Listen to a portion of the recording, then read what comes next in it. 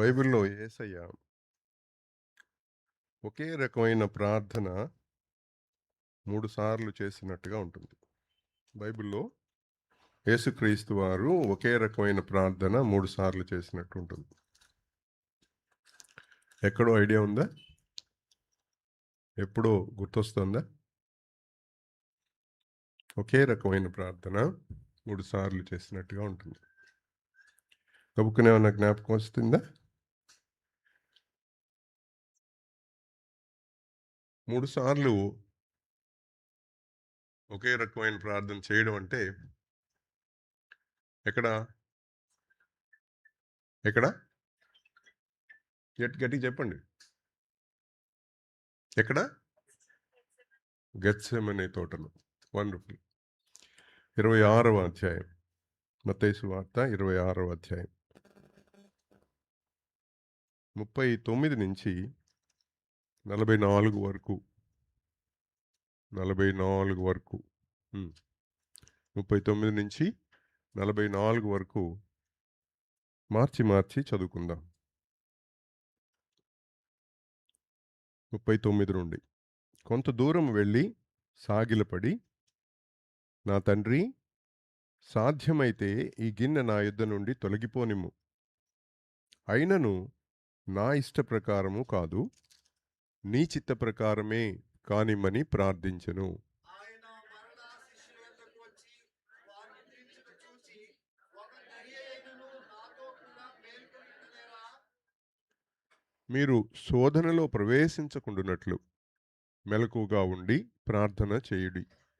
ఆత్మ సిద్ధమే, కానీ శరీరము బలహీనమని పేతురుతో చెప్పి, మరలా రెండవ మారు వెళ్ళి, నా తండ్రి, నేను దీనిని త్రాగితేనే గాని ఇది నా యొద్ద నుండి తొలగిపోవుట సాధ్యము కాని ఎడల నీ చిత్తమే సిద్ధించుగాకని ప్రార్థించి, తిరిగి వచ్చి వారు మరలా నిద్రించుట చూచెను.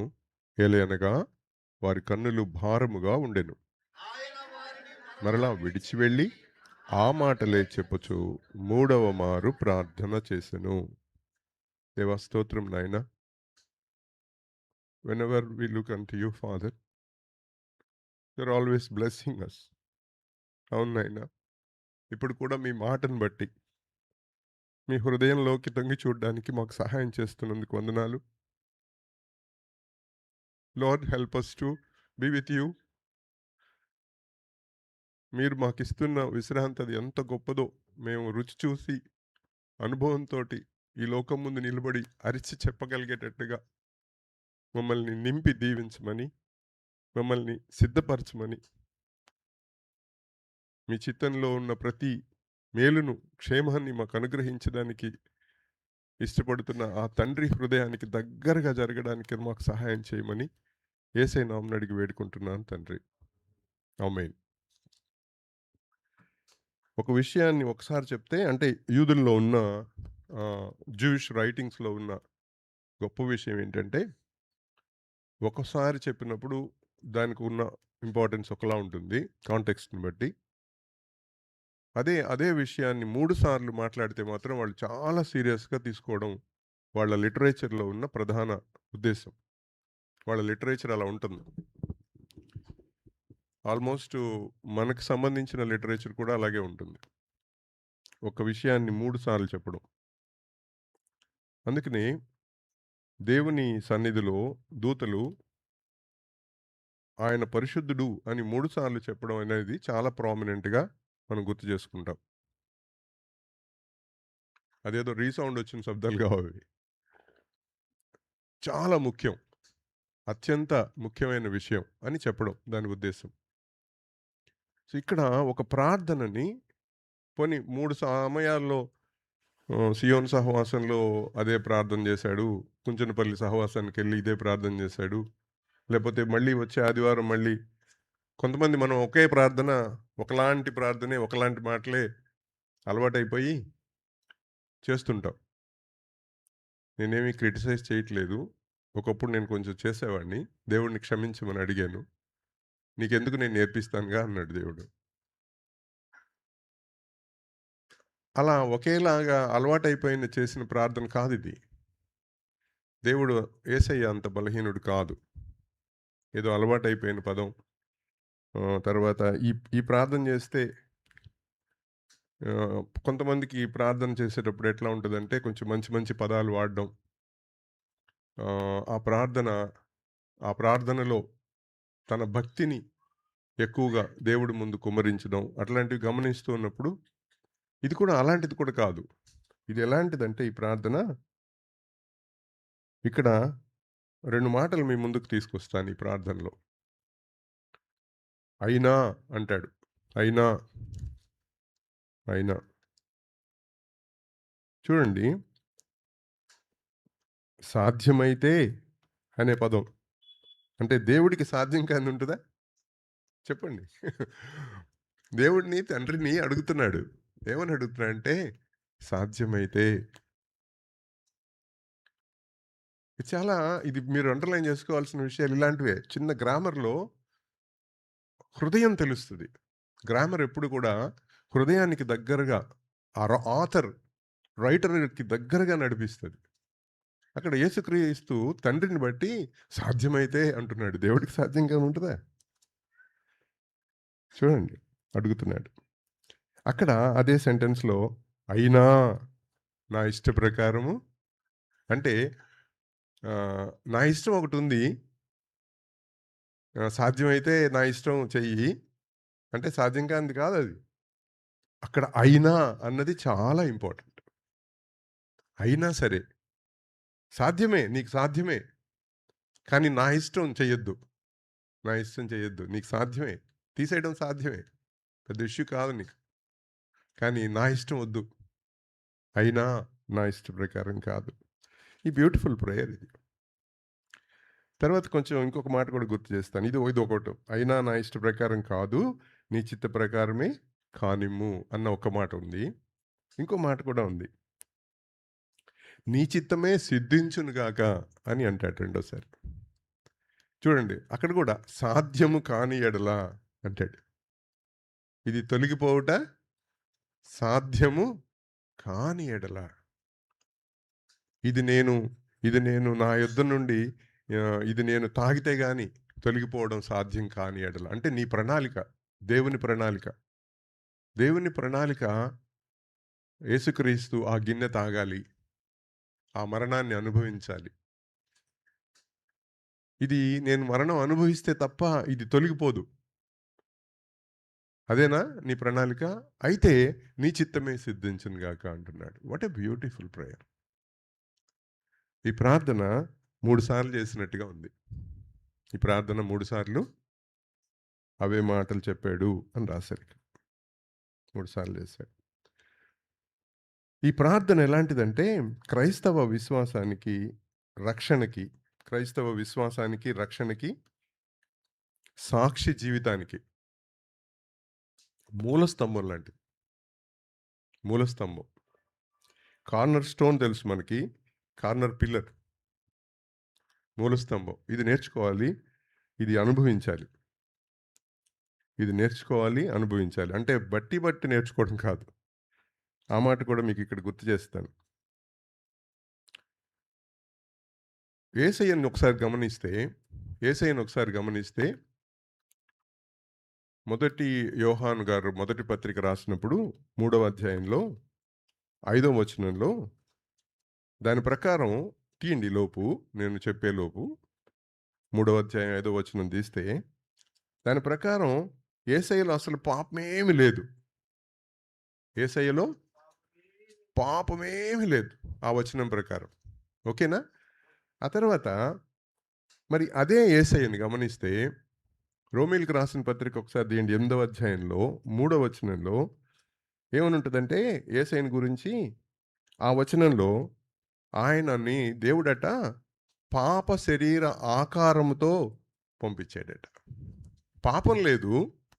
ఇప్పుడు నేను ఈ 2 వచనాలని అలా మీరు చదివితే బాగుంటుందని ఓపెన్ చేయించాను. పాపం లేదు.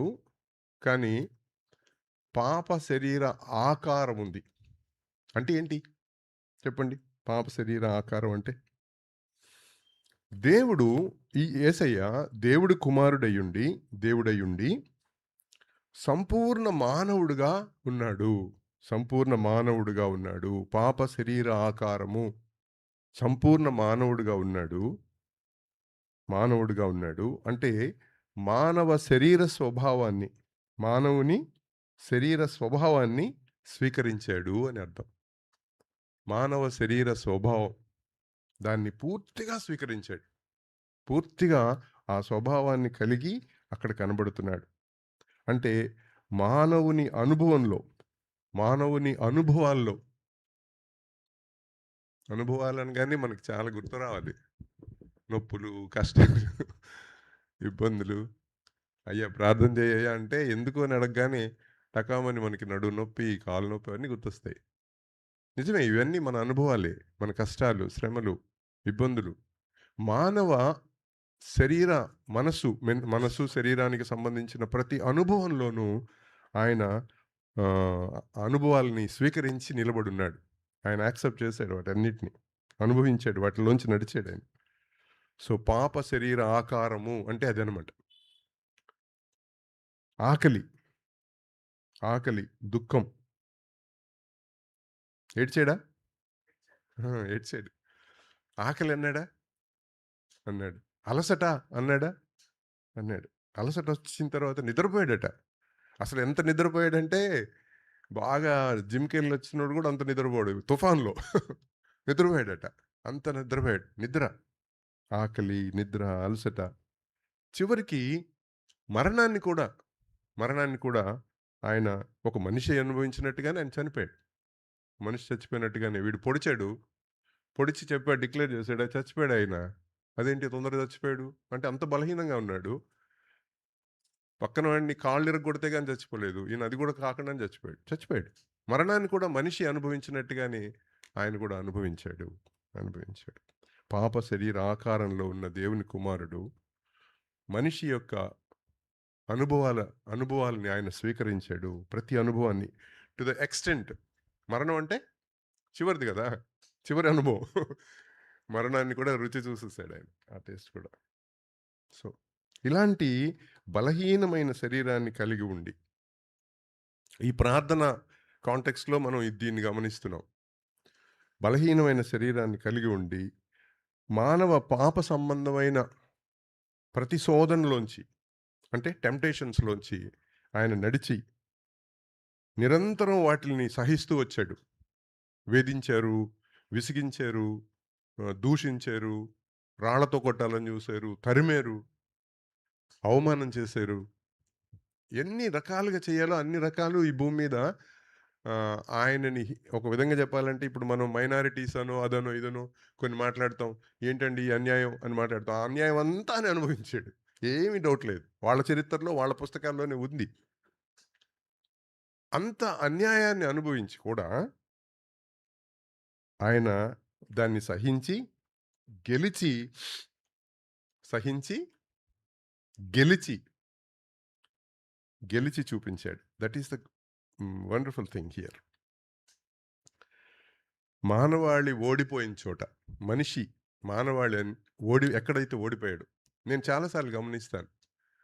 మనం మన భక్తి మన మన భక్తి గాని, మన మంచితనం, మన రైచియస్‌నెస్ అంటే నీతి.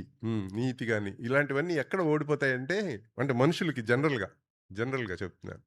ఎక్కడ ఓడిపోతాయంటే, ఈ మనిషి సంబంధమైన వీక్‌నెసెస్‌లో ఓడిపోతాయి. డబ్బులు లేవనుకోండి, వాడు దొంగతనం చేయడం తప్పు కాదనుకుంటాడు. ఆకలేస్తుందయ్యా! ఏం చేయను? ఒకడు తొందరగా ఎళ్ళాలి. టికెట్లు తీసుకున్నాడు. ట్రైన్ స్టేషన్ ముందు నిలబడుంది. అప్పుడు తీసుకుంటుంటారు. పొద్దున పూట 6 గంటలకి ట్రైన్ ఎక్కేవాళ్ళందరూ. ఈ శాతవాహనం ఎక్కేవాళ్ళందరూ ట్రైన్ వచ్చేసుంటది. అప్పుడు కూడా టికెట్లు తీసుకుంటా ఉంటారు. అప్పుడు ఎవడైనా ఒకడు దూరాడనుకోండి. వీడు క్యూలో నిలబడి తీసుకుందామని చాలా సిన్సియర్ నిలబడుంటే, ట్రైన్ అక్కడ ఉన్నా గాని, అప్పుడు ఎవడన్నా షార్ట్ కట్‌లో దూరాడనుకోండి. ఎంత కోపమొస్తదో తెలుసా? స్టేషన్‌కెళ్తే తెలుస్తది నాకు. ఏకంగా కొడతారు కూడా వాడిని ఒక్కోసారి. తప్పు కాదనుకుంటాడు మనిషి. మనిషి తన బలహీనతల్లో పడిపోతాడు, ఓడిపోతాడు. ఓడిపోయాడు. మనిషి పూర్తిగా ఓడిపోయాడు. పాపం వల్ల వాడు ఎంత ఓడిపోయాడంటే, ఇందాక మనం ఆరాధన వాక్య భాగంలో నశించడం అనే పదం విన్నాం. నశించడం అంటే లాస్ట్. లాస్ట్ అని ఉంటుంది ఇంగ్లీష్‌లో లాస్ట్. దేవుని మహిమకి చాలా దూరంగా ఆయనకుని పాపం చేసి రోమీయులకు రాసిన పత్రిక 3వ అధ్యాయం ఉంటది కదా! ఎవ్వడు కూడా ప్రతి మనిషి కూడా దేవుని మహిమను పొందలేక పోతున్నాడు. దట్ ఈస్ అన్నమాట. We lost the glory of God. అది పరిస్థితి. అక్కడ ఈయన కూడా అలాంటి శరీరంతోటే, అలాంటి బలహీనతతోటే, అలాంటి బలహీనమైన పాప శరీర ఆకారంలో ఉండి, ఆయన సహించి, గెలిచి చూపించాడు. గెలిచి నిలబడ్డాడు. అలాంటి వ్యక్తి చేసిన ప్రార్థన ఇది.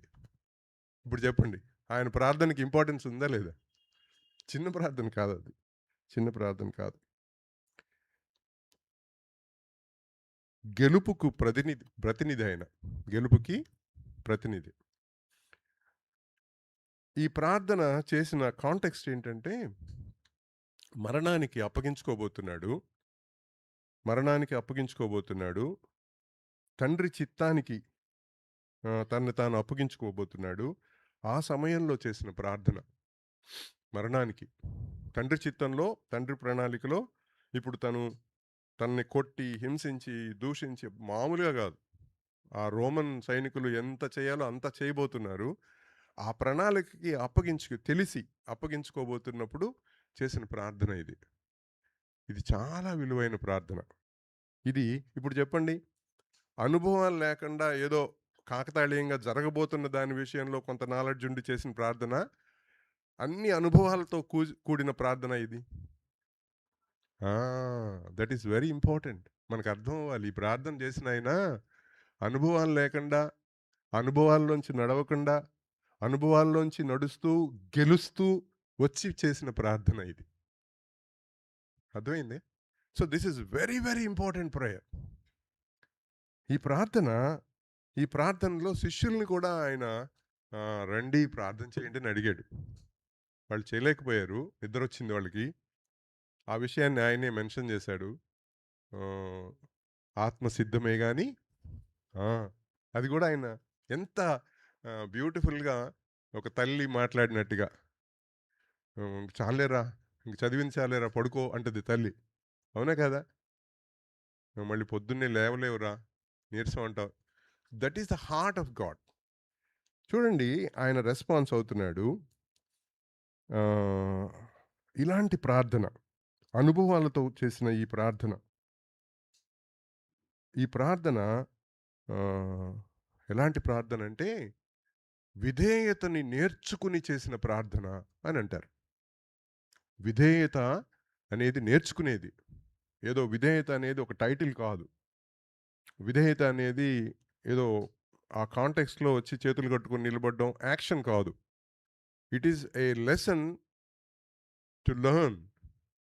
నేర్చుకునే లెసన్ అది. ఆ నేర్చుకోవడం అనేది అనుభవాల్లోంచి నేర్చుకున్నాడట. బలహీనమైన శరీరం ఉంది, పాప శరీర ఆకారం ఉంది.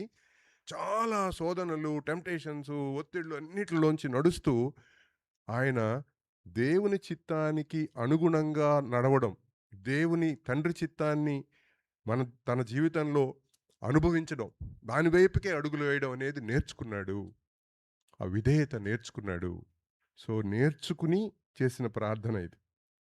ఆయన దేవుని కుమారుడై ఉండి, హెబ్రీయులకు రాసిన పత్రికలో ఒక మాట చదివితే బాగుంటుంది. 5వ అధ్యాయంలో 7-8 వచనాలు చూడండి ఒకసారి. హెబ్రీయులకు రాసిన పత్రికలో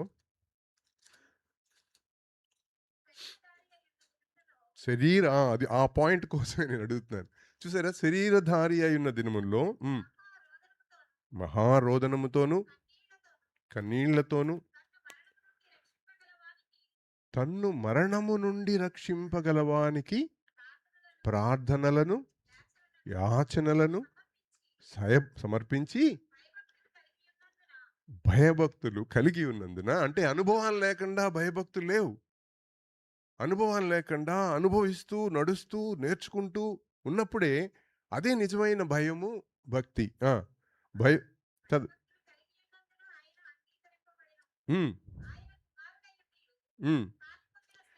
తాను పొందిన శ్రమల వలన, దట్ ఈస్ వెరీ ఇంపార్టెంట్.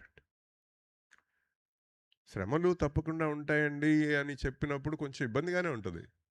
కానీ అదొక లెసన్ అని దేవుడు ఇక్కడ స్పష్టం చేస్తున్నాడు. అదొక లెసన్ అట. ఆ లెసన్ చాలా ఉన్నతమైన టీచింగ్ అట. అంటే నాకు తెలిసినంత మటుకు హైయెస్ట్ డిగ్రీ ఆఫ్ టీచింగ్. క్రైస్తవులకి భూమి మీద సంఘంలో కూర్చోబెట్టి దేవుడు నేర్పిస్తున్న ఈ వాక్య భాగంలో ఎలాంటి లెసన్ అంటే మన జీవితంలో దేవుడు మనకి ఇవ్వాలనుకుంటున్న ఆయన ప్రణాళిక చొప్పున ఇవ్వాలనుకుంటున్న ట్రైనింగ్ ఎలాంటిదంటే దిస్ ఇస్ వండర్ఫుల్ ట్రైనింగ్. ఇది మనకి ఎన్ని కోట్లు ఇచ్చినా, 100 కోట్లు ఆస్తులు రాసి ఇచ్చినా దక్కదు. ఓన్లీ ఆ కృపను బట్టే దక్కింది. కృపను బట్టే ఈ టీచింగ్, ఈ లెర్నింగ్, ఈ గొప్ప ప్రార్థన చేసే ఆ ప్రార్థనలో పాల్పంపులు పొందగలిగే ఆ స్థాయికి దేవుడు మనల్ని తీసుకెళ్ళడానికి ఇవన్నీ నేర్పిస్తున్నాడు. శ్రమల వలన ఆయన విధేయత నేర్చుకుని ఎలా ప్రార్థన చేశాడో మనం విన్నాం, మనం చదువుకున్నాం.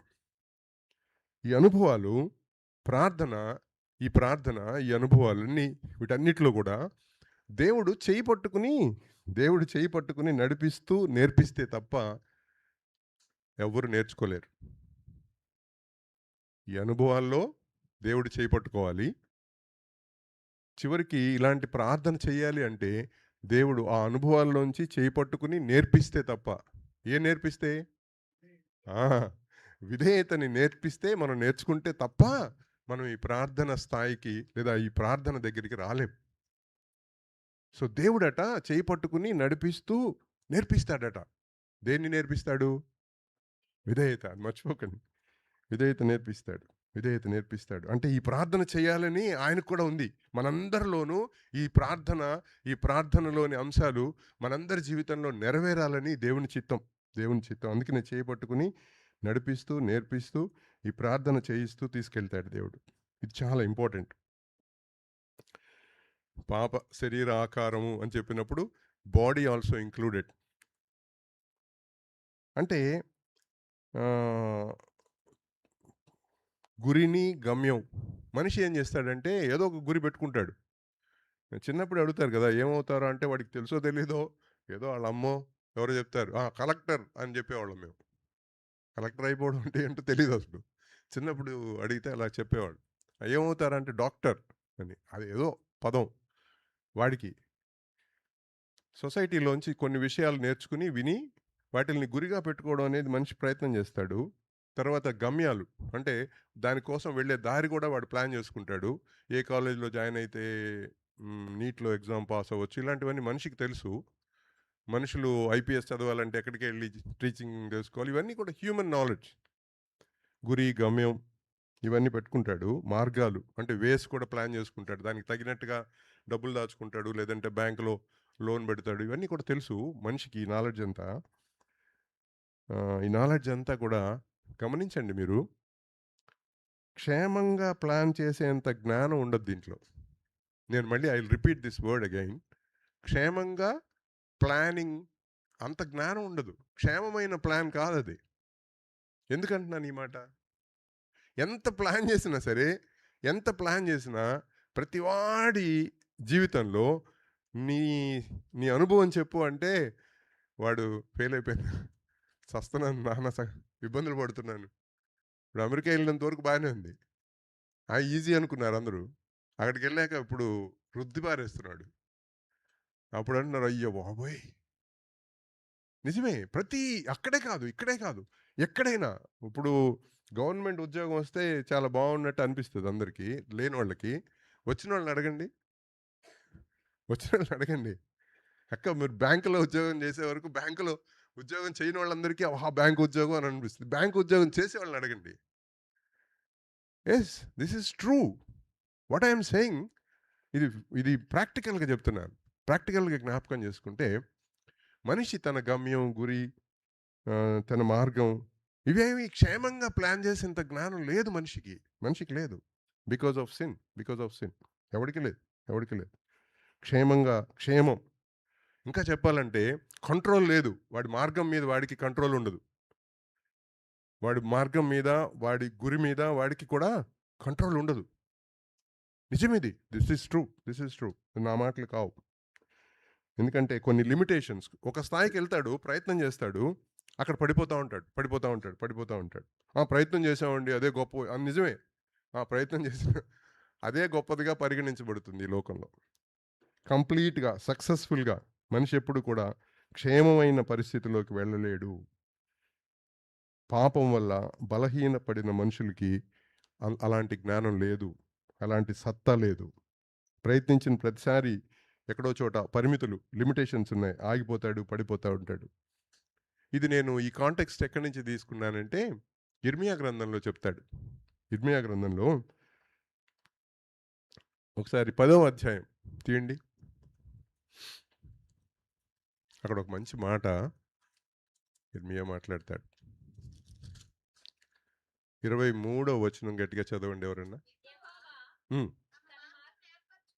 యెహోవా తమ మార్గమును ఏర్పరచుకొనుట. జాగ్రత్తగా గమనించండి. మార్గాన్ని ఏర్పరచుకోవడం కూడా నరుల వశంలో అంటే నీ నీ దట్ ఈస్ నాట్ మీ కంట్రోల్‌లో లేదు.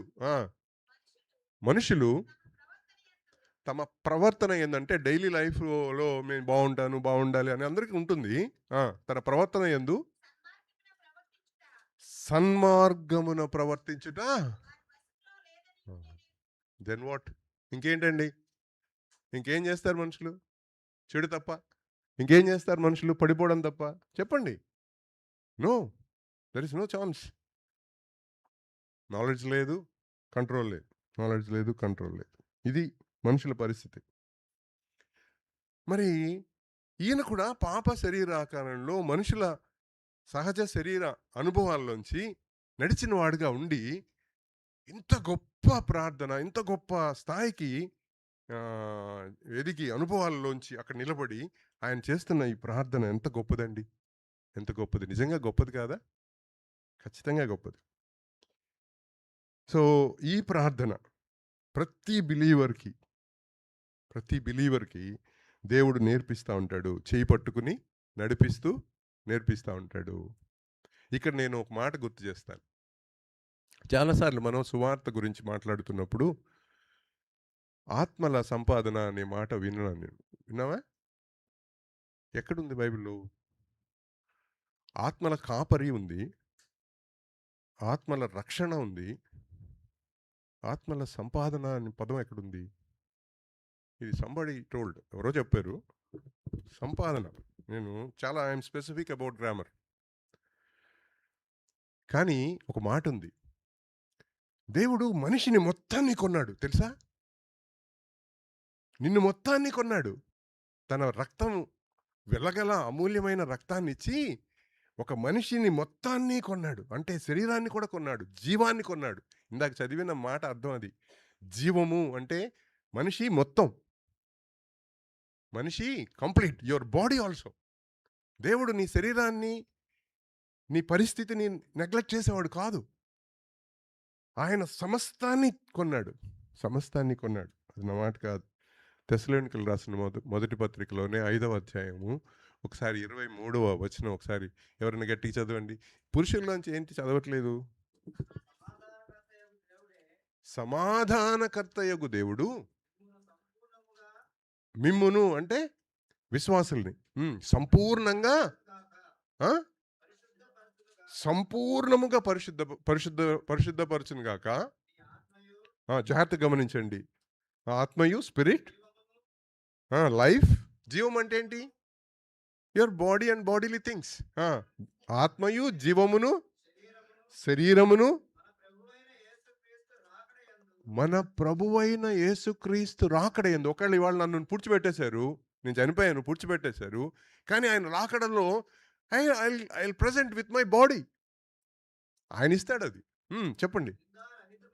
నిందారహితముగాను సంపూర్ణముగాను ఉండినట్లు. That is the word. ఇప్పుడు చెప్పండి. నాట్ ఓన్లీ స్పిరిట్స్, ఆత్మలు మాత్రమే కాదు దేవుడు సంపాదించుకుంటుంది. నిన్ను నన్ను with all our bodies, our life. This is very important.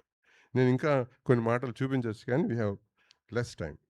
Okay, ఇప్పుడు చెప్పండి. బలహీనమైన శరీరంతో ఉన్న ప్రసాద్‌ని దేవుడు దేవుడు వెతికి, దేవుడు వాడిని కనుగొని, వాడిని తీసుకెళ్తున్నప్పుడు, నేను పోయినసారి కలిసినప్పుడు లూకాసు వార్త 15లోంచి ఆ 3 ఉపమానాలు చెప్పినప్పుడు పెద్ద కుమారుడి గురించి మీతో మాట్లాడానని నాకు గుర్తుంది. ఒక పిల్లలు ఏం చేశారంటే యంగ్‌స్టర్స్, మాకు యంగ్ బ్యాచ్‌తో అప్పుడప్పుడు డిస్కస్ చేస్తా ఉంటాము. అన్నాడు, "మీరు పరిచర్య చేసే ఆ పరిసయ్యుల గురించి కదా పెద్ద కుమారుడంటే పరిసయ్యుల్ని పోల్చి చెప్పాడు గదా! మేమేమి టీచర్స్ గాదు, మేమేమి పరిచారకులం గాదు. మేము చిన్న కొడుకులం గదా!" విన్నారా? "మేము చిన్న కొడుకులం గదా! మాకు చాలా ఈజీ. మాకేముంది చక్కగా లోపలికెళ్ళిపోతాం. మాకీ గోడంతా లేదు. అది మీకే పరిచారకులకి, పరిచర్య చేసేవాళ్ళకి ఆ పెద్ద కొడుకుతో పోల్చి చెప్పాడు. పరిసయ్యులని పోల్చి చెప్పాడు. మేము వీఆర్ చిన్న కొడుకులం మేము" అని అన్నాడు. భలే తెలివిగా అని చెప్పాడు. అక్కడ నేనొక వచనం చూపించాను. అంటే దేవుడు సహాయం చేశాడు నాకు. చిన్న కొడుకుల్ని దేవుడేం వదిలిపెట్టలేదు. చిన్న కొడుకేం పెద్ద మంచోడేం కూడా ఏం కాదు. ఏది? వెనక్కి తిరిగి వచ్చిన వాడి గురించి చెప్తున్నాను. వెనక్కి తిరిగి వచ్చిన వాడేం పెద్ద గొప్పోడేం కాదు. అమ్మో! చాలా కన్నింగ్. వాడికి అన్నం లేదు కాబట్టి తిరిగొచ్చాడు. మరీ పందుల పొట్టు కూడా తిననివ్వట్లేదు కాబట్టి తిరిగొచ్చాడు. అదే వాడెళ్ళి రియల్ ఎస్టేట్‌లో బాగా సక్సెస్ అయ్యి, లేకపోతే ఏ క్యాసినోనో, క్లబ్బో, వైన్ షాపో లైసెన్సులు తీసుకొని బాగా డబ్బులు సంపాదిస్తే చెప్పండి. జనాలు కూడా వాడికి చప్పట్లు కొడతారు కదా! సక్సెస్‌ఫుల్ అంటారు కదా! కానీ వాడు తిరిగొచ్చేటప్పుడు కూడా వాడు ఎలాంటి ఆలోచన చేశాడంటే 2 ఆలోచనలు చేశాడు. ఒకటేమో దేవుడి ముందు, తండ్రి ముందు తన పాపాన్ని ఒప్పుకునే ఆలోచన చేశాడు. జాగ్రత్తగా గమనించండి. నేను చెప్తాను, తర్వాత చదవండి. ఒకటేమో దేవుడి ముందు, తండ్రి ముందు తన పాపాన్ని ఒప్పుకోవడం అనే ఆలోచన చేశాడు. ఇంకొక ఆలోచన కూడా చేశాడు. ఏమని ఆలోచన చేశాడంటే, తండ్రి నేను నీ కుమారుడిగా ఉండడానికి తగనండి. నేను నీకు కూలివాడిగా ఉంటాను అని చెప్పడానికి కూడా వాడు ప్రిపేర్ అయ్యాడు. అవునా? ఇక్కడికొచ్చాడు. తండ్రి దగ్గరకొచ్చాడు. యేసయ్య ఎంత బ్యూటిఫుల్‌గా నరేట్ చేస్తాడంటే దాన్ని. తండ్రి దగ్గరకొచ్చాడు. ఆ మొదటి దాన్ని చెప్పాడు వాడు. రెండో మాట చెప్పాడా? గమనించండి అక్కడ వచనంలో. రెండో మాట చెప్పడు. చెప్పనివ్వలేదు తండ్రి. త్వరపడి అని ఉంటుందక్కడ. ఆ మాట చదవండి. రెండోసారి తండ్రి దగ్గరకొచ్చి, తండ్రి వాడి మెడ మీద ముద్దు పెట్టుకున్న తర్వాత వాడేం చెప్తున్నాడు? ఆయన ఎంతవరకు చెప్పనిచ్చాడు? ఎంతవరకు చెప్పనిచ్చాడు? ఆ మొదటి మాట వరకే చెప్పనిచ్చాడు. రెండో మాట చెప్పనివ్వలే. దాని అర్థం ఏంటో మీకు చెప్తాను. కూలివాడిగా ఉండడం అంటే వీడేం ప్లాన్ చేశాడంటే, కూలివాడు వేరు, సేవకుడు వేరు. గమనించండి. కూలివాడు అంటే NMR, non metric entry rates అంటారు ఇంగ్లీష్‌లో. అంటే ఏ రోజు కూలివాడికి పని చేస్తాడా? ఇవాళ పని చేసినందుకు ఆ 800, 600, 1000 రూపాయలో ఆ కూలి తీసుకుని ఆడు వెళ్ళిపోతాడు. మరుసటి రోజు రావచ్చు. వాడు ఇంటి బయట వాళ్ళ కోసం, అలాంటి వాళ్ళ కోసం, ఇలాంటి పెద్ద పెద్ద వాళ్ళ కోసం ఏం చేస్తారంటే, ఆ ఇంటికి బయట షెడ్‌లేసి ఉంటాయి. కూలోళ్ళని తీసుకొచ్చి అక్కడ పెడతారు. వాడదే ప్లాన్ చేశాడు. తండ్రి అంటున్నాడు, పాప ఒప్పుకుంటున్నాడు. కానీ వాడు ఏం చేశాడంటే, కూలోళ్ళకి భోజనం దొరుకుతుంది, అక్కడ జీతం వస్తుంది, అది మళ్ళీ తిరిగి సంపాదించుకుని ఇంటి బయట ఉండి, జాగ్రత్తగా గమనించండి. వాడేమంత గొప్పడేం కాదు. వాడు చాలా తెలివిగా ఉన్నాడు. అలాంటి తెలివిగల వాళ్ళు ఈరోజు చర్చిలో కూడా ఉన్నారు. తండ్రి అంటాడు, పాపం ఒప్పుకుంటాము, కానీ ఎంతో కొంత తిరిగి సంపాదించుకొని మళ్ళీ నేను తిరిగి పుంజుకుని నేనేంటో రుజువు. That's the plan. తండ్రి అసలు అవకాశం కూడా ఇవ్వలేదట. యేసయ్య భలే చెప్తాడు. ఆ ఛాన్స్ కూడా ఇవ్వలేదంట. త్వరపడి, తొందర తండ్రా, వీడు ఏదో ఇంకా ఎక్స్ట్రా మాట్లాడుతున్నాడు నాకు తెలుసు. వీడేం మాట్లాడతాడు నాకు తెలుసు. తొందర తీసురండి, తొందరగా ఉంగరం తొడగండి, తొందరగా చెప్పులు తొడగండి అని చెప్పి లోపలికి ఒక విధంగా చెప్పాలంటే బలవంతంగా లాక్కెళ్ళిపోయారు. వాడిని మాట్లాడినవులా. That is the God's plan. నీ జీవితంలో, నా జీవితంలో మనం చాలాసార్లు సొంత ప్లాన్లు వేస్తాం. మళ్ళీ పుంజుకుంటాను, మళ్ళీ నేను భక్తిని చూపిస్తాను, నేనేంటో నా నీతేంటో చూపిస్తాను, నేను దేవుడిక్కడ, దేవుడు ఇచ్చిన పిలుపులో పాప శరీరాకారంతో మనిషికి ఆ జ్ఞానం లేదు, ఆ కంట్రోల్ లేదు, ఆ కెపాసిటీ లేదు. God knows. నువ్వు ప్రయత్నం చేసావా? ఖచ్చితంగా మళ్ళీ తప్పిపోతావు, మళ్ళీ తప్పిపోతావు. You lost again, you lost again. అందుకనే దేవుడిక్కడ ఈ ప్రార్థనట మన జీవితంలో ప్రతి విశ్వాసి జీవితంలోనూ చేయి పట్టుకుని నడిపిస్తూ నేర్పిస్తాడట. అబ్రహాముకి ఎట్లా నేర్పించాడో నేను ఒక ఫ్యూ మినిట్స్లో నేను గుర్తు చేస్తాను అబ్రహాంకి. ఎందుకంటే విశ్వాసులకు తండ్రిగా పిలువబడ్డాడు. అబ్రహాము ద ఎర్లీ డేస్ కనబడతాడు.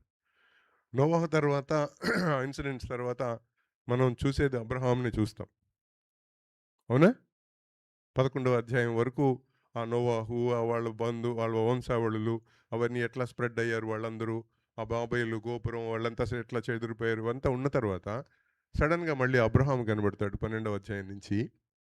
12వ అధ్యాయం, అవును. అబ్రహాము విషయంలో దేవుడు నిన్ను నన్ను ఎలాగైతే ఆయన సువార్త ప్రకటించి ఆ సువార్తను బట్టి తన వైపుకు తిరిగిన నిన్ను నన్ను ఎలా అయితే చేపట్టుకుని నడిపించి ఈ ప్రార్థన నేర్చుకునేటట్లుగా ప్రతినిత్యం ఈ ప్రార్థనలోని అంశాలన్నీ నీకు నాకు నేర్పించి నడిపిస్తూ ఎట్లా తీసుకెళ్తున్నాడో, అబ్రహాంని ఎట్లా తీసుకెళ్ళాడో, మనల్ని ఎట్లా తీసుకెళ్ళడానికి ఆయన ఇష్టపడుతున్నాడో నేను కొన్ని విషయాలు మీకు ముందుకు తీసుకొస్తాను. ఇంతకీ ప్రార్థన ఏంటి, అది మర్చిపోకూడదు. ప్రార్థన ఏంటి చెప్పండి? ప్రార్థన ఏంటి?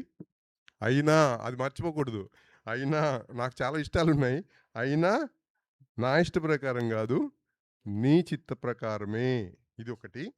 రెండోది, నీ చిత్తమే సిద్ధించునుగాక. ఇది ప్రార్థన. ఈ ప్రార్థన మర్చిపోకూడదు ఎప్పుడు కూడా. ప్రార్థన గుర్తుపెట్టుకుందాం. ఈ ప్రార్థన చేయడానికి కావలసిన అనుభవాలు నేర్చుకోవడానికి అబ్రహాము చేసిన ప్రయాణాన్ని ఏమని పిలిచారంటే, సందేహం నుండి సంపూర్ణమైన విధేయతకు అబ్రహాము ప్రయాణం చేశాడు. సందేహం నుండి సంపూర్ణమైన విధేయతకు అబ్రహాము ప్రయాణం చేశాడు అన్నారు. సందేహం ఏంటి? అబ్రహాంకి ఏమన్నా సందేహం ఉన్నట్టు కనబడింది అక్కడ 12వ అధ్యాయంలో కదా? చదవగానే ఆయన ఎస్ అన్నట్టుగా వెళ్ళిపోయినట్టుగా ఉంది. సందేహం అనే పదం ఎందుకు వచ్చింది? అసలు మనిషి దేవుడి నుంచి ఎందుకు బయటకు వచ్చాడు చెప్పండి? మనిషి దేవుడి నుంచి ఎందుకు బయటకు వచ్చాడు? మనిషి దేవుడి చేత చేయబడ్డాడు, దేవుని పోలికలో చేయబడ్డాడు, దేవుని సహవాసంలో చక్కగా ఎంజాయ్ చేస్తున్నాడు. ఎందుకు మనిషి నశించిపోయే స్థితిలోకి ఎందుకు పోగొట్టుకోబడ్డాడు? లేకపోతే 3 ఉపమానాలు చెప్తాడు ఆయన.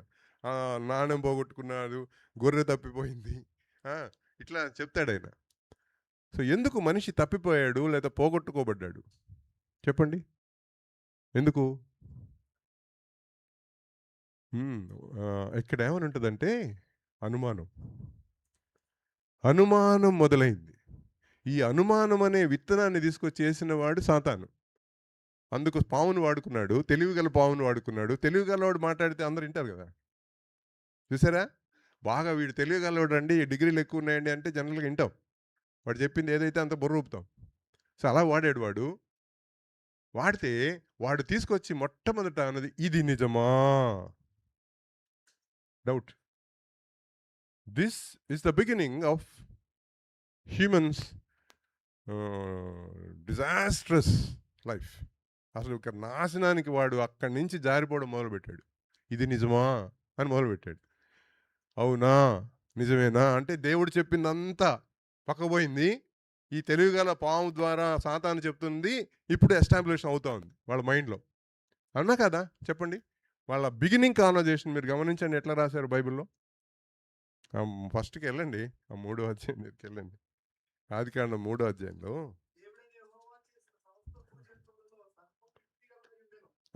సర్పం అది ఆ స్త్రీతో చాలా అయిపోయింది, చాలా అక్కడే మొదలైంది. ఇది నిజమేనా? సో అనుమాన బీజం మనిషి మొదలైనప్పుడు పతనం మొదలైపోయింది. దేవుడి మీద అనుమానం, దేవుని మాట మీద అనుమానం, దేవుని ఆలోచన మీద అనుమానం, దేవుని ప్రణాళిక మీద అనుమానం. మనిషి పతనానికి ఆది మొదలైంది. మనిషి పతనం మొదలైంది. అనుమానం తర్వాత అవిధేయత స్టార్ట్ అయింది. అవిధేయత అనేది ప్రాక్టికల్ థింగ్. అవిధేయత ఏం చేశారు? ఎప్పుడైతే వీడు డిస్కస్ చేశాడో అనుమానం మొదలైంది. అప్పుడు ఆ చెట్టు పండు చాలా ఆకర్షణీయంగా, ఇంకా రోజు కంటే ఎక్కువ ఆకర్షణీయంగా కనపడింది. చాలా మంచిదిలాగా అనిపిస్తోంది ఇప్పుడు. నిన్నటి వరకు అది పుల్లగాను, చేదుగాను, భయంగా ఏదో అవసరం లేని దాన్ని ఉంది. ఇవాళ ఇది ఓహ్! చాలా మంచిదంట ఈ పండు. చాలా మంచిదంట ఈ పండు. చాలా మంచిది అయ్యుంటది ఖచ్చితంగా. దేవుడు కరెక్ట్‌గా నిజం చెప్పుండడు. ఎందుకంటే వీడెక్కిచ్చాడు గదా! సో, ఎప్పుడైతే అవిధేయత మొదలైంది, అవిధేయత నాశనానికి చేస్తున్న ప్రయాణాన్ని అనుమానము, అవిధేయత, నాశనం. ఇది మనిషి ప్రయాణం. ఎవడైనా సరే అండి. ఈ భూమి మీద ఎవడైనా మనందరం ఎవడైనా సరే. పుట్టినవాడు, పుట్టి ఉన్నవాడు, పుట్టబోతున్నవాడు ఎవడైనా సరే. Every human. అనుమానము, అవిధేయత, నాశనం. ఇది గమ్యం. ఇది మార్గం. ఇలాంటి మార్గాన్ని సువార్త అనే వెలుగు ఆ మనిషి మీద పడినప్పుడు వాడి మార్గం ఏంటో తెలుస్తోంది. ఏంటిది? నేను దేవుణ్ణి అనుమానించానా? దేవుణ్ణి అనుమానించి ఈ స్థితిలో ఉన్నానా? ఈ మార్గంలో వెళుతూ నాశనానికి వెళ్తున్నానా? ఎప్పుడైతే సువార్త అనే వెలుగు ఒక మనిషి మీద పడినప్పుడు వాడి పరిస్థితి ఏంటో వాడికి అర్థమవుతుంది. వాడికి అర్థమవుతుంది. నేను ఇవాళ యాక్చువల్‌గా అబ్రహాం లైఫ్‌ని ప్రెజెంట్ చేద్దాం అనుకున్నప్పుడు ఒక ఇంట్రొడక్షన్ వరకే ఇవాళ చెప్పగలుగుతాను. ఆ ఇంట్రొడక్షనే ఒక ఫ్యూ మినిట్స్ నాకు టైం ఇవ్వండి. అబ్రహాము అదే ప్రయాణంలో ఉన్నాడు. అబ్రహాము ఆ ప్రయాణంలో ఉన్నాడు. మనిషి అనుమానం వైపు మొగ్గు చూపడానికి ముందు అనుమానం వైపు మొగ్గు చూపడానికి ముందు అంటే వీడి మాట సర్పం, సాతాను మాట వినడానికి ముందు అతనిలో ఆశ ఉంది. ఆశ మంచిదేనండి. మంచిదే కాదా? ఆశ అంటే ఇంగ్లీష్‌లో ఏంటి? ఇంకొంచెం హోప్, డిజైర్ ఇవి మంచివే. దేవుడు, దేవుడు వాళ్ళకి చాలా ప్రణాళిక ఇచ్చాడు గదా! చాలా హోప్‌ఫుల్‌గా ఉంటది. విస్తరించాలి, అభివృద్ధి చెందాలి ఇవన్నీ కూడా ఆశలో భాగం. హోప్. మనిషి ఆశని దేవుడిచ్చాడు. అది చాలా మంచిది. ఎప్పుడైతే అనుమానం వచ్చిందో, అవిధేయత మొదలైందో, ఈ ఆశ ఏమైందంటే అత్ ఆ! ఒక దురాశ గాదు. అత్యాశ. అత్యాశ అంటే ఏంటి? ఎక్కువ గావాల. అందుకే చూడండి. నేనిప్పుడు మీకు అర్థమైపోతది. చాలా ఈజీగా అర్థమైపోతది. అత్యాశ కింద మారిపోయాడు మనిషి. అత్యాశ మొదలైంది. పేరాశ మొదలైంది. పేరాశ అంటే? ఈ పదం తెలుగు పదం మర్చిపోకూడదు. మీకు గుర్తు చేయాలని చెప్తున్నాను. పేరాశ అంటే గ్రీడీ. గ్రీడీ. నాకది లేదు, వాడికుంది, ఎట్లొచ్చింది, కనుక్కో. ఈ ఆలోచన వచ్చిందా ఎప్పటికైనా? మనకి ఇల్లు అలాట్ చేశారు గానీ, వాడికి అక్కడ మెయిన్ రోడ్‌లో అలాట్ చేశారయ్యా. ఎట్లా ఎవడి ద్వారా వచ్చిందో కనుక్కో. Yeah! This is greed. This is greed. Greed. అత్యాశ, పేరాశ, ఇందాక సహోదరుడన్నట్టు దురాశ, కౌచస్‌నెస్. ఇంక దానికి ఏడుస్తారు.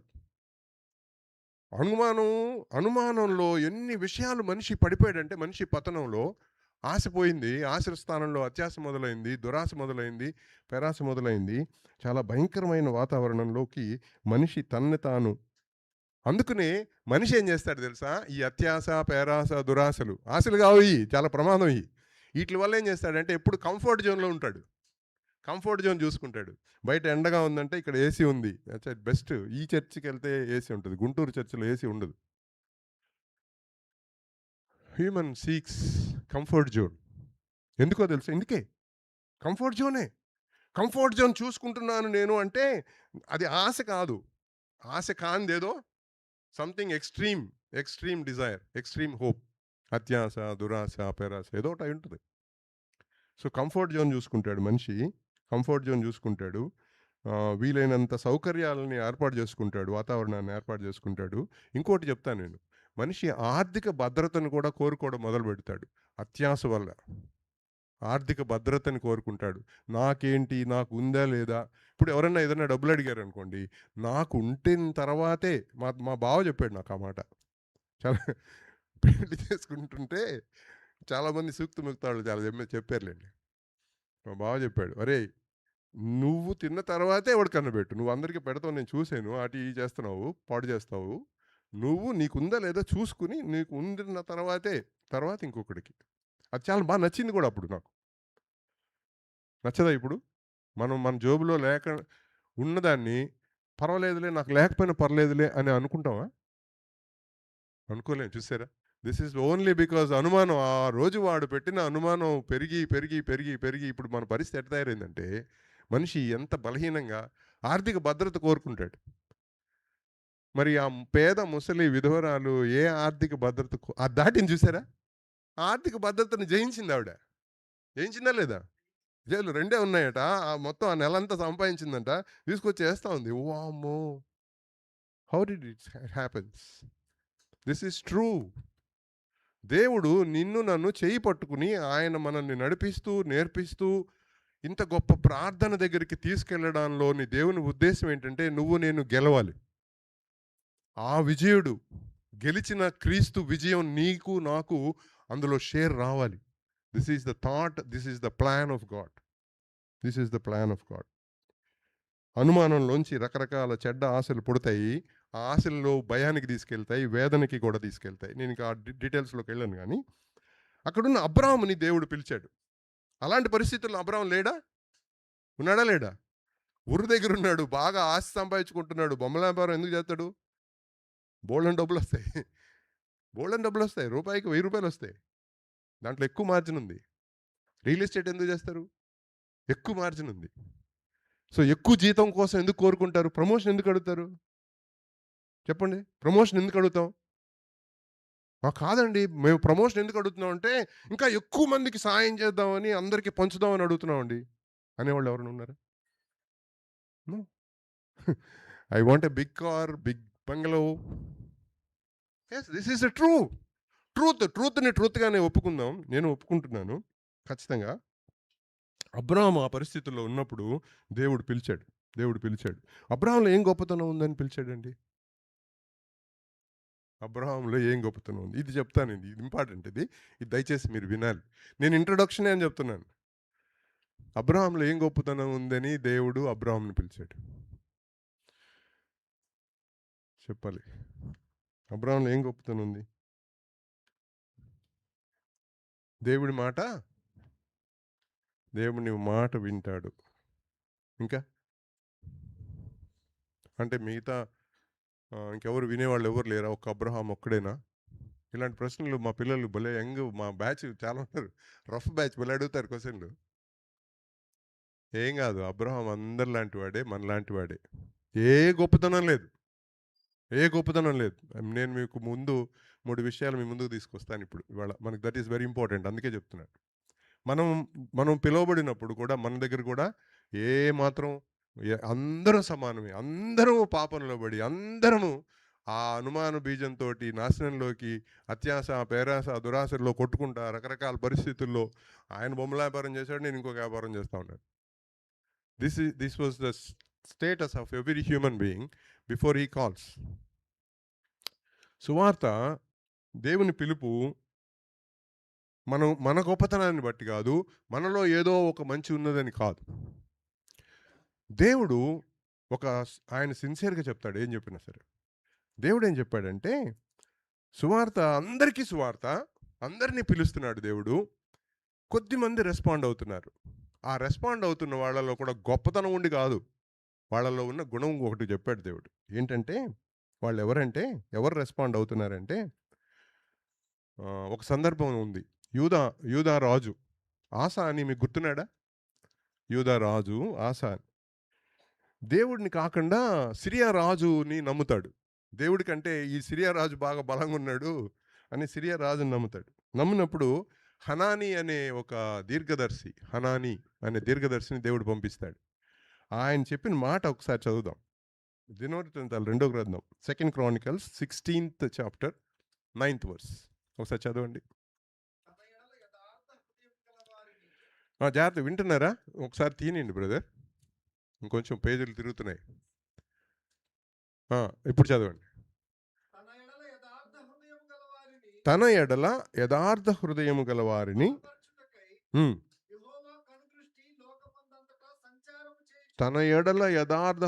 గలవారిని బలపరచడానికి యెహోవా కనుదృష్టి లోకమందంతటా. ఒక్క నిమిషం ఆగుదాం, ఇంకా చాలా ఉంటుంది అది. ఒక్క మాట చెప్పండి. యథార్థత అంటే ఏంటి చెప్పండి? ఉన్నట్టుగా ప్రవర్తించడం. ఇంకా యథార్థత అంటే ఏంటి? This is very important. మనం మీనింగ్లు తెలుసుకుంటూ చదువుకోవాలి. ఇక్కడ ఒక మాట ఉంది, నేను మళ్ళీ again I come to the grammar. తన ఎడల యథార్థ హృదయము గలవారు. అదంతా ఒకటే సెంటెన్స్ గుర్తుపెట్టుకోవాలి. నేను యథార్థంగా ఉన్నానండి. నేను యథార్థంగా ఉంటానండి. నేను ఎవరికీ అన్యాయం చేయలేదండి. నేనే పాపం ఈ డైలాగులు మనవి కావు, మనందరియి. ఈ మామూలుగా అందరూ బయట కూడా వస్తా ఉంటాయి. ఏ పాపం ఎరగనండి, ఏ పాపం ఎవరికీ అన్యాయం చేయలేదండి, ఇలా జరిగింది ఏంటండి, దేవుడు ఇలా అన్యాయం చేసాడు ఏంటండి. ఈ డైలాగులు బాగా తెలుసు మనకి. మనం కూడా మాట్లాడుతూ ఉంటాం, అప్పుడప్పుడు గబుక్కుని అనేస్తాం. కానీ దేవుడు ఇక్కడ ఏమంటున్నాడంటే, తన ఎడల యథార్థ హృదయము గలవారికి, వాళ్ళ వాళ్ళ విషయంలో తన ఎడల యథార్థత. తన ఎడల యథార్థత అంటే 3 విషయాలు నేను మీ ముందుకు తీసుకొస్తాను. ఎప్పుడైతే అంటే బ్లేమ్‌లెస్ హార్ట్ అని ఉంటుంది టువర్డ్స్ గాడ్. సువార్త అనే దేవుడి వెలుగు, దేవుడి పిలుపు అది కనపడినప్పుడు లేదా వినపడినప్పుడు, మీద పడినప్పుడు ఆ వెలుగు, వాడికి మన వెలుగు పడినప్పుడు మన పరిస్థితి తెలుస్తది. అందరికీ తెలుస్తది. అప్పుడు ఆ తెలిసినప్పుడు మనస్ఫూర్తిగా ఒప్పుకునే విషయం. దీన్ని ఏమంటారంటే టీచబుల్ హార్ట్ అంటారు. దీన్ని ఏమంటారు? Teachable heart. అంటే నేర్చుకునే మనస్సు. టీచబుల్ హార్ట్ చాలా ఇంపార్టెంట్ అండి ఇది. సువార్త వింటారు, అందరూ వింటారు. సువార్తని అందరూ వింటారు. ఆ వెలుగు మీద పడుతుంది. ఆ వెలుగు మీద పడినప్పుడు సహజంగానే మనలో ఉన్న దరిద్రం అంతా కనబడుతుంది. కనబడినప్పుడు ఒప్పుకునే మనస్సు, అది దాని గురించి మాట్లాడుతున్నాడు దేవుడు. Teachable heart. టీచబుల్ హార్ట్, నేర్చుకునే మనస్సు, నేర్చుకునే మనస్సు. Receptive heart. రిసెప్టివ్ హార్ట్ అంటే వినే మనస్సు. ఇంకొకసారి చెప్పవా? నాకు ఇందాక కొంచెం అర్థమైంది కానీ ఎక్కడో గుచ్చుకుంది. మళ్ళీ కొంచెం వివరించి చెప్పవా? Receptive heart. ఇంకొంచెం వివరించి చెప్పవా? Teachable and receptive and seeking heart. Seeking heart. నిజమా? అయితే నాకు కొంచెం, నేను నీ నీ వెనకాల వస్తాను. నాకు కొంచెం ఇంకొంచెం వివరంగా చెప్పు. నేను ప్రత్యేకంగా నేను ఒంటరిగా కలుస్తాను.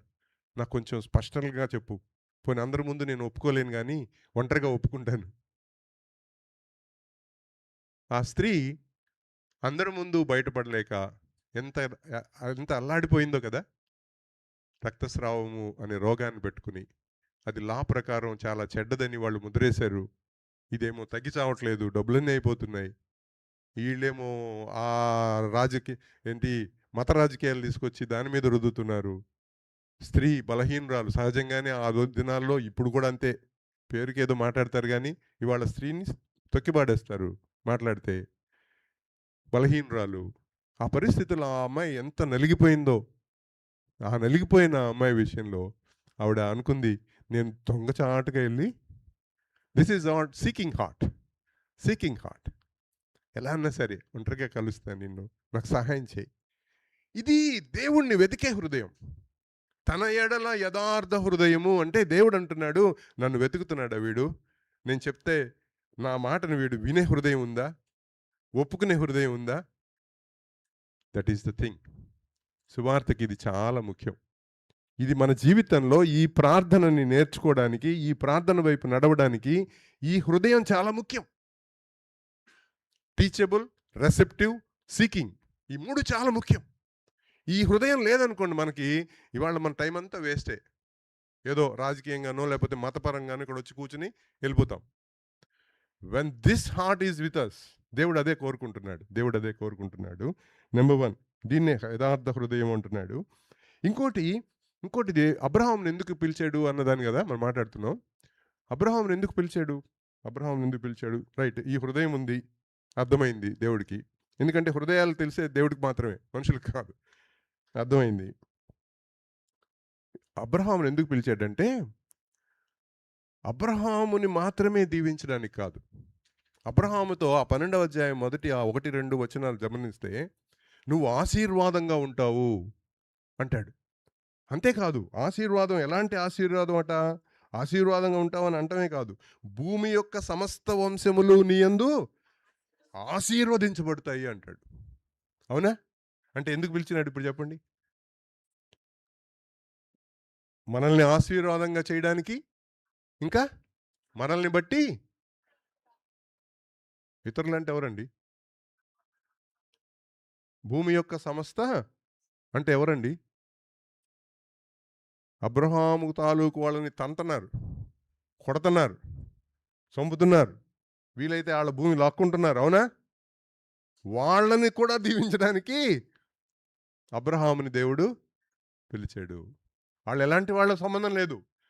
దేవుడు నీ ద్వారా, నా ద్వారా చాలా మందిని మనల్ని వ్యతిరేకిస్తూ, అసహించుకుంటూ, మనల్ని నిందిస్తూ, మన చావుని కోరుకుంటూ, మనల్ని అన్యాయంగా దూషిస్తున్న వాళ్ళని కూడా ఆశీర్వదించడానికి కూడా నిన్ను నన్ను ఆశీర్వాదంగా చేసి, వాళ్ళని ఆశీర్వదించడానికి దేవుడు నిన్ను నన్ను పిలిచాడు. అబ్రహాముని కూడా అందుకే పిలిచాడు. God's plan is this. అర్థమైంది కదా? ఇది దేవుని ప్రణాళిక. అందరి కొరకు పిలిచాడు. అందరి కొరకు మనం ఇక్కడ ఉన్నాం. నా ఒక్కడి కోసం, నా కడుపు నింపుకోవడానికో, లేకపోతే నన్ను మేలుగా నాకు సాయం చేయడానికో, నా పిల్లలు, నా కుటుంబం, నా ఇల్లు, ఆహాహా, అది మాత్రమే కాదు. Beyond that God's plan is there. Number 2 అది. నెంబర్ 3, అబ్రహాముని దేవుడు ఎందుకు ఎందుకు పిలిచాడు? ఇదంతా అబ్రహాముని పిలిచిన కారణాలు మాట్లాడుతున్నాను మీతోటి. నెంబర్ 3, అబ్రహాముని దేవుడు ఎందుకు పిలిచాడు? అబ్రహాము ఒక్కడినే ఎందుకు పిలిచాడు? అంతే కదండి. మనం చాలాసార్లు సాక్ష్యం చెప్తాం. మా కుటుంబంలో ఎవరు లేరండి, నేను ఒక్కడినే, లేదా పలానా మా తాతగారు ఒక్కడే ముందు బయటకు వచ్చాడండి, ఇలాంటి సాక్ష్యాలు చెప్తావా లేదా? ఒక్కడే ఎందుకు వచ్చాడు? ఒక్కడే ఎందుకు బయటకు వచ్చాడు? అబ్రహాము ఊర్లోనే, ఊరు చాలా పెద్దది కదా, పోర్ట్ సిటీ అది. పోర్ట్ సిటీ మన గుజరాతో పెద్ద పెద్దది. విశాఖపట్నం కంటే 10 రెట్లు ఎక్కువ ఉంటుంది ఆ రోజుల్లోనే. అక్కడి నుంచి అబ్రహాం ఒకడేనా? అబ్రహాం ఒక్కడిని ఎందుకు పిలిచాడంటే, దేవుడు ప్రపంచానికి ఒక విషయాన్ని స్పష్టం చేయదలుచుకున్నాడు. ఒక్కడి ద్వారా రక్షణ ఇవ్వబోతున్నాను. ఆ ఒక్కడు మనిషి అయి ఉంటాడు. ఒక్కడి ద్వారా ఒక జాతిని తయారు చేశాడా లేదా దేవుడు? అవునా? ఒక్కడిని పిలిచాడు. ఎంత వండర్ఫుల్ అంటే, ఇన్ని వేల సంవత్సరాలకి ఆ ఒక్కడి ద్వారా ఒక జాతి తయారైంది. ఎలాంటి జాతి అంటే తలపట్టుకుంటుంది ప్రపంచం అంతా. వామ్మో! వీళ్ళు ఇంద్రబాబు వదిలిపెట్టరా దీన్ని, ఆ యెరూషలేమును వదిలిపెట్టరా నాయన, వదిలిపెడితే యుద్ధాలన్నీ ఆగిపోతాయి, మొత్తం ప్రపంచంలో యుద్ధాలు ఉండవు. నిద్రపోనివ్వట్లేదు వాళ్ళు. సరే, ఇప్పుడున్న వాళ్ళ పరిస్థితి పక్కన పెట్టేద్దాం. ఒక్కడి ద్వారా ఒక జాతిని చేసిన దేవుడు ప్రపంచానికి ఒక మెసేజ్ ఇస్తున్నాడు అబ్రహాము ఒక్కడిని పిలవడం ద్వారా. Yes I'll do. ఇది నా మాటలు కావు. ఒక్కసారి గలతీలకు రాసిన పత్రిక, అది అది మనం ఆశీర్వాదం గురించి కదా. యా, రోమీలకు రాసిన పత్రిక చదువుదాం. 5వ అధ్యాయం 15వ వచనం చదవండి ఒకసారి. 5:15 చదవండి. దాని మీనింగ్ ఒకసారి చెప్పి నేను ఆగిపోతాను. అయితే అపరాధము కలిగినట్టు కృపావరము కలగలేదు. ఎట్లనగా, ఆదామనే ఒక్కని అపరాధం వల్ల అనేకులు చనిపోయిన ఎడల మరి ఎక్కువగా దేవుని కృపయు, దేవుడు ఈ ప్రణాళికని అబ్రహాము ఒక్కడిని పిలవడం ద్వారా ప్రపంచానికి ఒక మెసేజ్ ఇస్తున్నాడు. ఒక్కడి ద్వారా చేయబోతున్నాను, యేసుక్రీస్తు అని ఒక మనుష్యుని కృప. Yes, this is the plan of God. ఇది కొత్త నిబంధనలో వాళ్ళు రాశారులేండి. పాత నిబంధనలు ఎక్కడుందండి? ఇప్పుడు వాళ్ళు కదా ఒప్పుకోవాల్సిన వాళ్ళు. ఒప్పుకోవాల్సిన అబ్రహాం బ్యాచ్ కదా ఒప్పుకోవాల్సిన వాళ్ళు. ఒకసారి యెషయా గ్రంథంలో చూడండి, 51లో 1-2 వచనాలు చదవండి చాలు, అర్థమవుతుంది. 51వ అధ్యాయం చదవండి. నీతిని అనుసరించుచు యెహోవాను వెదుకుచు. ఇందాక నేను ఆ మాట గుర్తు చేశానా లేదా? సో ఆ సీకింగ్ హార్ట్, ఆ రెసెప్టివ్ హార్ట్, ఆ టీచబుల్ హార్ట్, వెతుకుచూ ఉండువారలారా నా మాట వినుడి. మీరు ఏ బండ నుండి చెక్కబడితిరో దాన్ని ఆలోచించండి. ఆగండి, ఈ మాట దేని గురించి మాట్లాడుతున్నాడు? మనిషిని దేవుడు చేసినప్పుడు ఉన్న మాటకు మాట్లాడుతున్నాడు. అప్పుడు మనిషిని దేవుడు చేయడానికి దేవుడు ఏమని మాట్లాడుకున్నారు? మనము మన పోలిక చొప్పున ఆ బండ నుండి, ఆ మాట మాట్లాడుతున్నాడు. చదవండి. దాన్ని ఆలోచించండి అయ్యా. మీరు ఏ గుంట నుండి త్రోవబడితారో, మట్టి తీసుకుని, ఆ తర్వాత రెండో అక్కడే ఉంటుంది ఆదికాండంలో. తర్వాత దేవుడు ఏం చేశాడట? అలా అనుకుని గుంట తవ్వాడట. గుంట తవ్వి మట్టి తీసాడట. చూడండి ఎంత బ్యూటిఫుల్గా ఉందా. చదవండి. ఆ! దాన్ని ఆలోచించండి. ఆ! ఇక్కడికొచ్చేసరికి అబ్రాహాం దగ్గరికొచ్చాడు. ఆ! చదవండి. చదవండి. అబ్రహాము, శారా గురించి ఆలోచించండి. ఆ! This is the thing. ఒక్కడినే కదా అయ్యా పిలిచాను. ఒంటరిగా ఉన్నాడు. ఒంటరిగా ఉన్న అబ్రహామునే కదా పిలిచాను. ఆ! నేను అతన్ని పిలిచితిని. అతనిని ఆశీర్వదించి ఆ! పెక్కుమంది అగునట్లుగా చేశాను. చాలండి. This is the plan of God. ఒక్కడి ద్వారా రక్షణ నేను ఇవ్వబోతున్నాను. అరే బిగినింగ్‌లో ఆలోచించండయ్యా. నువ్వు ఏ బండర్ నుంచి తీసిపడ్డావో, ఏ గుంట నుంచి బయటకొచ్చావో, ఇదిగో అబ్రహాం, అబ్రహాం ఒక్కడినే కదా నేను పిలిచాను. ఆ ఒక్కడి ద్వారా పెక్కుమందిని నేను చేశాను గదా! అంతేనా? గలతీలకు రాసిన పత్రిక చదవండి గబుక్కని. 3వ అధ్యాయంలో 16వ వచనం చదవండి. నేను ఆగిపోతాను. హ్మ్. అబ్రహామునకును అబ్రహామునకును, సంతానమునకును అతని సంతానమునకును వాగ్దానములు చేయబడెను. వాగ్దానములు చేయబడెను. ఆయన అనేకులను గూర్చి ఆ! అనేకులను గూర్చి అన్నట్టు సంతానమునకును సంతానములకును అని చెప్పక హ్మ్. ఒక్కని గూర్చి అన్నట్టే ఒక్కని గూర్చి అన్నట్టు ఈ సంతానమునకు అనెను. నీ సంతానమునకును అనెను. ఆ సంతానము ఇది ఇది గాడ్స్ ప్లాన్. అబ్రహాముని ఒక్కడినే పిలవడం కూడా గాడ్స్ ప్లానే. ప్రపంచానికి ఒక మెసేజ్ ఇస్తున్నాడు. నేను ఒక్కడి ద్వారా నేను ఇదిగో జాతిని చేయగలిగిన వాడిని. ఒక్కడి ద్వారా నేను రక్షణను తీసుకొస్తున్నాను. This is God's plan. So దేవుని ప్రణాళిక చొప్పున పిలువబడ్డాడు అబ్రహాము. దేవుని ఆలోచన చొప్పున పిలువబడ్డాడు అబ్రహాము. దేవుడు ఎన్నిక చొప్పున పిలువబడ్డాడు అబ్రహాము. అంతే తప్ప ఏ గొప్పతనం లేదు. కానీ అబ్రహాంలో ఒకటి మాత్రం ఉంది. దేవుడు చూసినట్టుగా దేవుడు చూసినప్పుడు టీచబుల్ హార్ట్, నేర్చుకునే హృదయము, వినే హృదయము, వెతికే హృదయము, వెతికే హృదయము, వెతికే హృదయము. ఇందాక ఆరాధనలో కూడా నేను వెతుకుతాను, వెతుకుతాను, నేను వింటాను, నేను ఆశపడతాను. అవును. మంచిది. మంచిది. ఇట్లా అబ్రహాముని దేవుడు పిలిచాడు. నేను ఒక్క మాట చెప్పి మీ దగ్గర వదిలేస్తాను. అబ్రహాం ప్రయాణము సందేహం నుండి సంపూర్ణత విధేయతకు ప్రయాణమైంది. అబ్రహాం ప్రయాణంలో ఆహ్, దేవుడు చేయి పట్టుకుని ప్రతి విషయంలోనూ నేర్పిస్తూ, నడిపిస్తూ తీసుకెళ్ళడం మొదలుపెట్టాడు. ఇక్కడ అతి ముఖ్యమైన విషయం ఏంటంటే, ఈ నేర్చుకునే విషయంలో విధేయత, లోబడ్డం. సంపూర్ణ విధేయతగా రావాలి అంటే 2 విషయాలున్నాయి. విధేయత, లోబడ్డం, సమర్పణ. ఈ 2 కలిసుంటాయి. సో, దేవుడు నేర్పిస్తున్న విధానంలో ఈ 2 కలిసుంటాయి. కలిసుంటాయి. విధేయత ఉంటుంది, లోబడ్డం ఈల్డింగ్ అంటాం ఇంగ్లీష్‌లో. ఈల్డింగ్ ఉంటుంది. ఈ 2 నేర్పిస్తాడు. లోబడ్డం, నే విధేయత. నేను ఒక చిన్న ఎగ్జాంపుల్ చెప్పేస్తాను మీకు అర్థం అవ్వడానికి కోసం. ఇప్పుడు ఫుట్‌బాల్ మ్యాచ్ ఉంటది. ఫుట్‌బాల్ ఆడుతుంటారు. ఒక టీమ్ ఉంది. టీమ్‌కి కెప్టెన్ ఉంటాడు లేదా కోచ్ ఉంటాడు. ఆ కోచ్ మాట వింటారా? వినరా అందరూ? సో, ఆ కోచ్‌ని దృష్టిలో పెట్టుకుంటారు. వీళ్ళందరూ ఆడుతా ఉంటారు. ఒక 12 మంది అంతా పరిగిస్తా ఆడుతా ఉంటారు. ఆడుతా ఉన్నప్పుడు సడెన్‌గా కోచ్ అంటాడు, "నువ్వొచ్చేయి బయటికి" అంటాడు. అప్పుడు నేను వినాలా? వినొద్దా? తర్వాత ఆ కోచ్ ఇంకా లోపల ఆడుతున్న వాళ్ళలో పక్కన ఒకడంటాడు బాల్ మరి నాకేమనిపిస్తుంది నేనే గోలేయాలి. ఇప్పుడు వరల్డ్ కప్ జరుగుతుంది కదా! అందుకని అంటున్నాను. నాకే గోలేసేయాలి. నేనేసేయగలను. నేను పరిగెత్తగలను అనుకుంటుంటాను. పక్క నుంచి సాయి చేస్తాడు. వాడికిచ్చేయి బాల్ అంటుంటాడు. ఇవ్వాలా వద్దా? This is the plan of God. విధేయత, లోబడ్డం. ఈ 2 కలిసి ఉంటాయి. లోబడకపోతే విధేయత లేదు. విధేయత లేకపోతే లోబడడం. దేవుడు నా దేవుడు నేను నమ్ముతున్నాను. కానీ ఇవాళ నువ్వు మాట్లాడొద్దురా. నువ్వు ఓన్లీ అక్కడ కూర్చొని విను. లేకపోతే అక్కడ పనులు చెయ్యి అని చెప్పాడనుకోండి దేవుడు నాకు. సంఘంలోనే మనుషుల ద్వారానే చెప్పించాడనుకోండి. నేనెప్పుడు మాట్లాడేవాడిని తప్ప మిగతా పనులు చేయను నేను అన్నానా? అప్పుడు నేనేం చేసినట్టు? విధేయత ఉంది గాని నేను లోబడలేదు. ఉపయోగం లేదు. నేర్పిస్తాడు దేవుడు. విధేయత, లోబడ్డం. విధేయత, లోబడ్డం. ఇవి నేర్పిస్తూ నడిపించాడు అబ్రహాముని. అబ్రహాముని పిలిచాడు. అబ్రహాము దే అబ్రహాము ఏ పరిస్థితుల్లోంచి ఎంత దరిద్ర పరిస్థితి అంతా అర్థమైంది.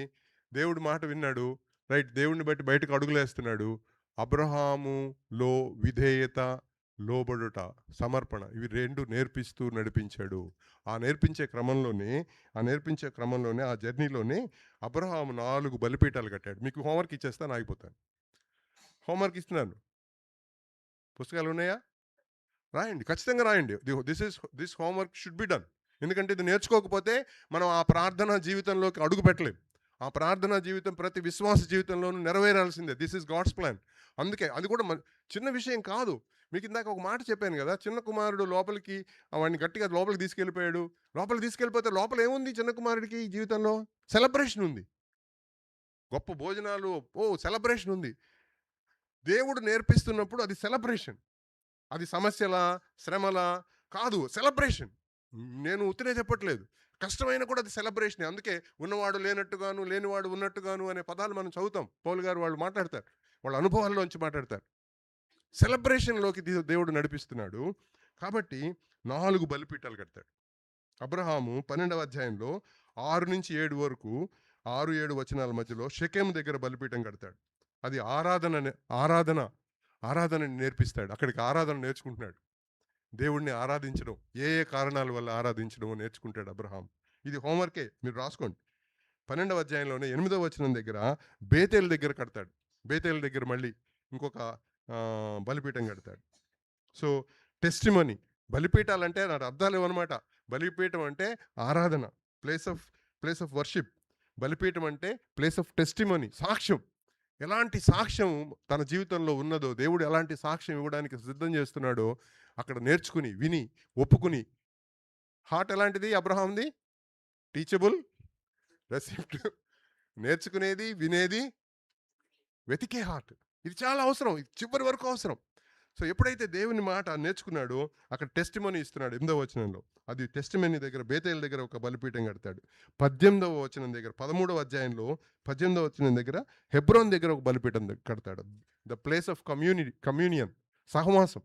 దేవుడితో సహవాసం ఎలాంటిదో, అది ఎంత గొప్పదో నేర్చుకుని, ఒప్పుకుని, సంతోషంగా అక్కడ బలిపీఠం కడతాడు. ఇక మనం 22వ అధ్యాయం దగ్గరికి వెళ్ళేసరికి 9వ వచనంలో మోరియా పర్వతం దగ్గర బలిపీఠం కడతాడు. అది మనకు తెలుసు. అది పూర్తిగా సరెండర్, అప్పగించుకోవడం. ఇప్పుడు చెప్పండి, నీ చిత్తమే సిద్ధించునుగాక అని అబ్రహాం జీవితంలో నేర్పించాడా దేవుడు? నేర్పించలేదా? మన జీవితంలో నేర్పించడానికి మనం ఇంకా బతుకున్నాం. ఇంత ఎండలు తట్టుకుని కూడా బతుకున్నాం అంటే ఇది నేర్చుకోవడానికి బతికించాడు దేవుడు. ఇది నేర్చుకోవాలి, ఈ ప్రార్థన చేయాలి. సో ఈ ప్రార్థనలోంచి మన ద్వారా దేవుడు సువార్త ద్వారా యథార్థ హృదయాల్ని దేవుడు పిలిచి, విశ్వాసం అనుగ్రహించి, విధేయత, లోబడ్డం నేర్పిస్తూ, అదే బలం. యథార్థ హృదయాలను బలపరచడం అంటే ఆస్తి ఇవ్వడం కాదు, ఆరోగ్యాలు ఇచ్చేయడం కాదు, ఆస్తులు, చదువులు, ఆరోగ్యాలు, అబ్బో ఎరగదీసేసి పనులు ఈ కాదు. దేవుని దగ్గర నేర్చుకోవడమే బలం. ఈ విధేయత నేర్చుకోవడం బలం. ఈ లోబడడం, ఈల్డింగ్ నేర్చుకోవడం బలం. ఇది నేర్చుకున్నవాడు చనిపోయినా తిరిగి బతుకుతాడు. అంత బలం, అంత బలం. సో దీని దగ్గరికి మనల్ని నడిపిస్తాడు, విధేయత చూపెట్టడం. కాబట్టి చివరిగా ఒక్క ప్రార్థన మరొకసారి చదువుదామా? మత్తయి సువార్త 26వ అధ్యాయంలో 39, 44 మధ్యలో ఆ 2 మాటలు అందరం చదువుదాం. దయచేసి అందరం చదువుదాం, నేను ఆగిపోతాను. దేవుడు, ఇది ఇంట్రొడక్షన్ మాత్రమే. మీరు 12వ అధ్యాయంలో నేను చెప్పిన వర్సెస్ చదవండి. తర్వాత హెబ్రీలు రాసిన పత్రిక 11వ అధ్యాయంలో 8 నుంచి 12 వరకు ఇదే అంశాలను మళ్ళీ రిపీట్ చేస్తాడు. ఇది దగ్గర పెట్టుకొని దయచేసి మీరు నోట్స్ ప్రిపేర్ చేసుకోండి. దేవుని చిత్తమైతే మీరు మాతో మాట్లాడండి. మీలో ఎవరైనా మాట్లాడితే ఇంకా సంతోషం, నేర్చుకుంటాం. ఓకే, చిన్న మాట మనం మత్తయి సువార్తలో ఆ ఒక్క మాట కూడా చదువుదాం. చదివితే ప్రార్థన చేసుకుందాం. 26వ అధ్యాయంలో 39, 44 మధ్యలో ఉన్న ఆ మాటలు వీలైతే 39 నుంచి 44 వరకు చదివేద్దాం అందరం కలిసి. కొంత దూరం వెళ్ళి సాగిలపడి, నా తండ్రి, సాధ్యమైతే ఈ గిన్నె నా యొద్ద నుండి తొలగిపోనిమ్ము, అయినను నా ఇష్ట ప్రకారము కాదు, నీ చిత్త ప్రకారమే కానిమ్మని ప్రార్థించెను. ఆయన మరలా శిష్యుల యొద్దకు వచ్చి వారు నిద్రించుట చూచి, ఒక గడి అయినను నాతో కూడా మేల్కొని ఉండలేరా? మీరు శోధనలో ప్రవేశించకుండానట్లు మెలకువగా ఉండి ప్రార్థన చేయుడి. ఆత్మ సిద్ధమే, కానీ శరీరము బలహీనమని పేతురుతో చెప్పి మరలా 2వ మారు వెళ్ళి, నా తండ్రి, నేను దీన్ని త్రాగితే గాని ఇది నా యుద్ధ నుండి తొలగిపోవట సాధ్యము కాని ఎడల నీ చిత్తమే సిద్ధించునుగాక అని ప్రార్థించి తిరిగి వచ్చి వారు మరలా నిద్రించుట చూచెను. ఏలయనగా వారి కన్నులు భారముగా ఉండెను. ఆయన వారిని మరలా విడిచి వెళ్ళి ఆ మాటలే చెప్పుచు మూడవ మారు ప్రార్థన చేసెను.